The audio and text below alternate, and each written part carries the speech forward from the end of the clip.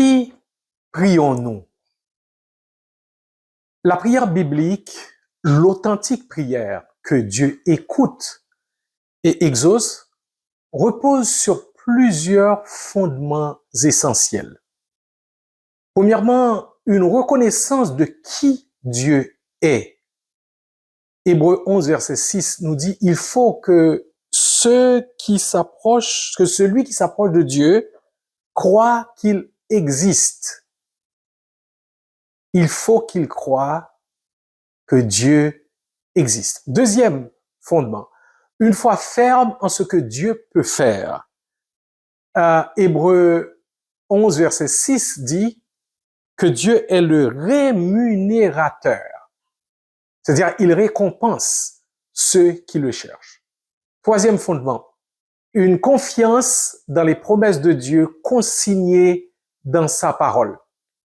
Quatrième fondement, la médiation de Jésus-Christ et de lui seul.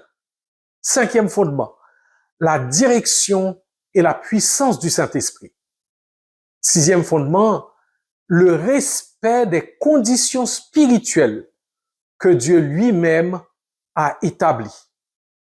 Et septième fondement, une recherche sincère de la gloire du Dieu vivant qui écoute et répond selon sa sagesse souveraine.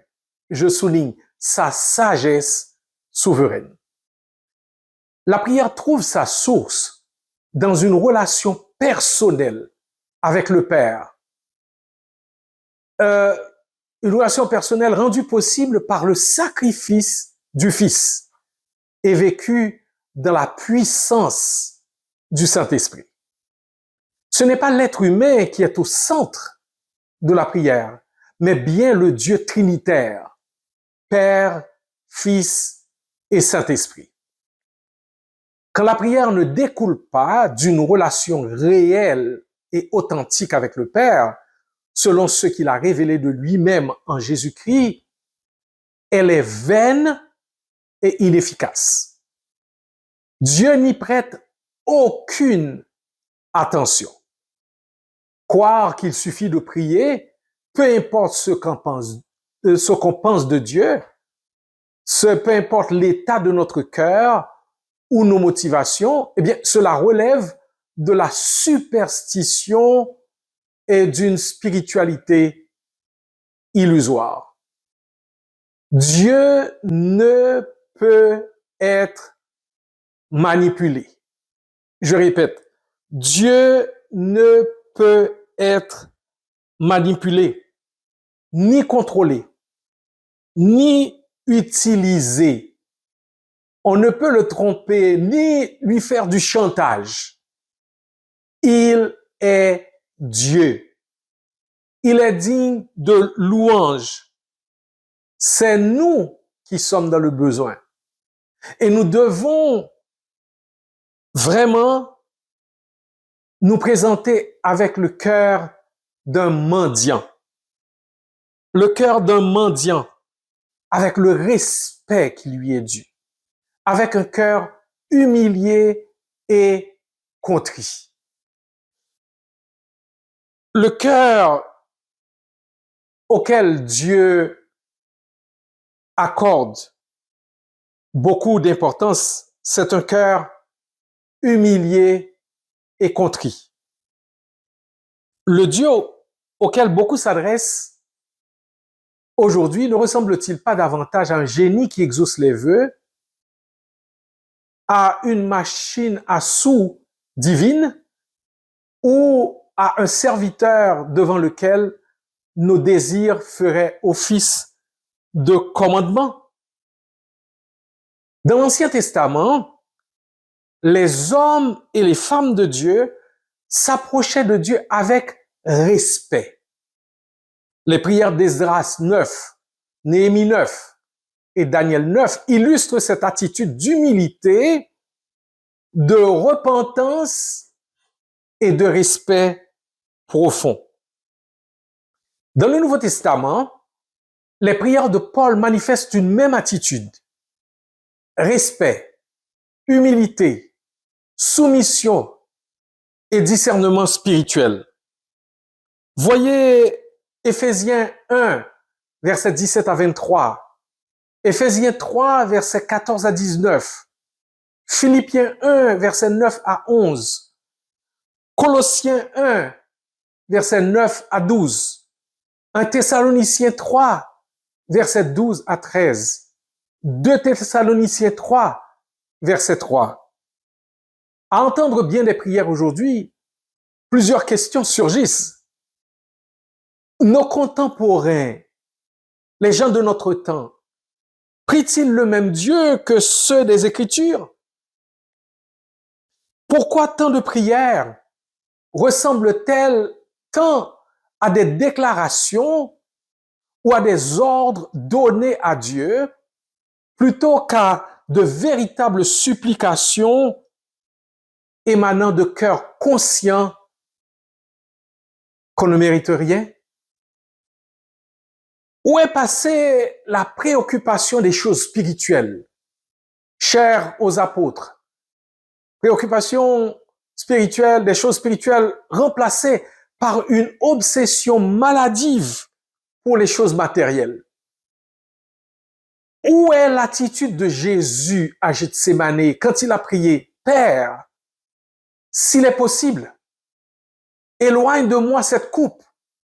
Toutefois, non pas ce que je veux, mais ce que tu veux. » Non, non, l'esprit de prière d'aujourd'hui n'est pas celui des hommes et des femmes de Dieu de la Bible.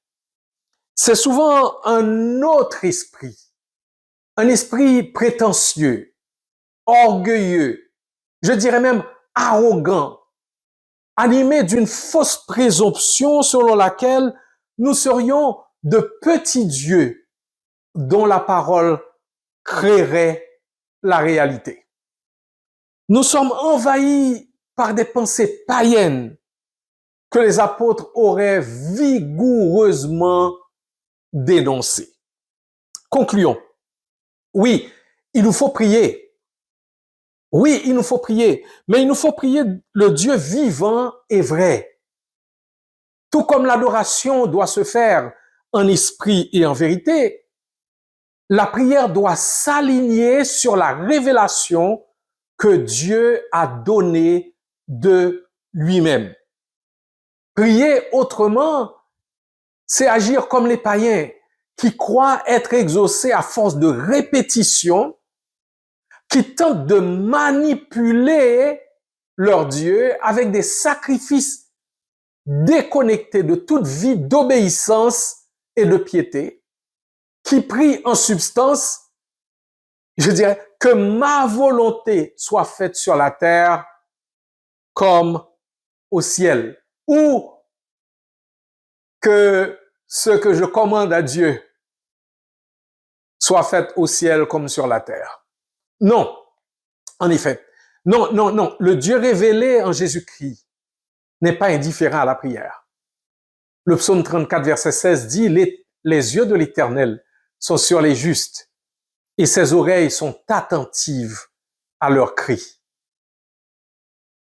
Dieu ne répond pas toujours oui, ni immédiatement, mais il n'est jamais indifférent aux prières de ses enfants.